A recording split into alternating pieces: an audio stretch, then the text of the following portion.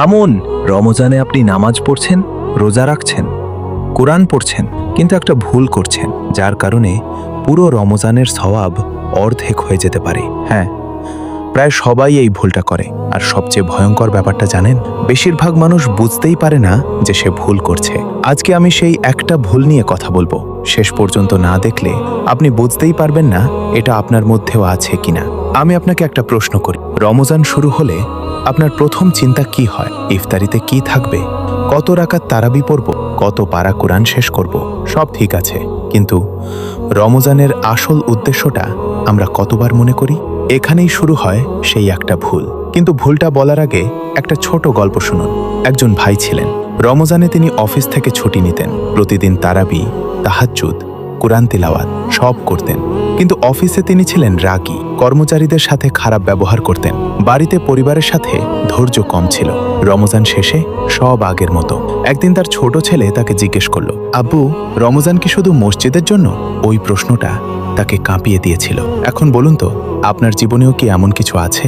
রমজানের সবচেয়ে বড় ভুল হলো আমরা রমজানকে অভ্যাস পরিবর্তনের মাস না বানিয়ে শুধু ইবাদতের তালিকা পূরণের মাস বানিয়ে ফেলি। আমরা সংখ্যায় ফোকাস করি, কত পারা পড়লাম, কত রাকাত পড়লাম, কিন্তু কম ফোকাস করি আমার রাগ কমলো, আমার গীবত কমলো, আমার দৃষ্টির হেফাজত হলো, আমি কি বেশি ধৈর্যশীল হলাম? রমজান শুধু ক্ষুধা সহ্য করার ট্রেনিং না, এটা নফস নিয়ন্ত্রণের ট্রেনিং। আর এখানেই আমরা হেরে যাই। এখন আপনি ভাবছেন, তাহলে কি করব? একটু ধৈর্য ধরুন।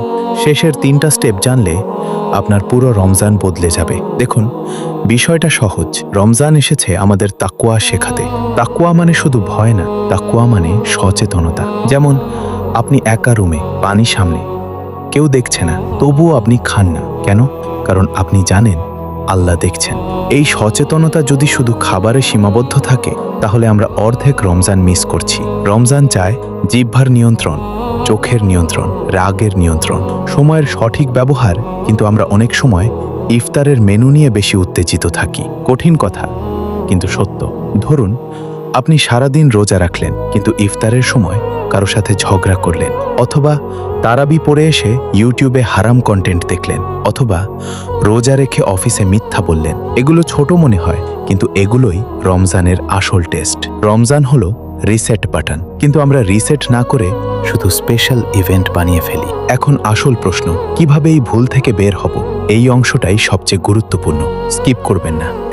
ইবাদতের সাথে একটা চরিত্র পরিবর্তন যোগ করুন। শুধু বলবেন না আজ একটা পারা পড়ব, বলুন আজ গীবত করব না। একটা ছোট চরিত্র লক্ষ্য নিন পুরো মাস ধরে। 2, রোজার সময় নফস চেক। দিনে 2 বার নিজেকে প্রশ্ন করুন, আমি এখন কি ভাবছি, আমি কি বলছি, এটা কি আল্লাহ পছন্দ করবেন? এই ছোট ছোট সচেতনতা রমজানকে বদলে দেয়। 3, রমজান শেষে কি থাকবে এটা আগে ঠিক করুন। নিজেকে জিজ্ঞেস করুন, ঈদের পর আমি কি আগের মানুষ থাকব, নাকি একটু ভালো ভার্সন হব? রমজানের সফলতা বোঝা যায় ঈদের পর।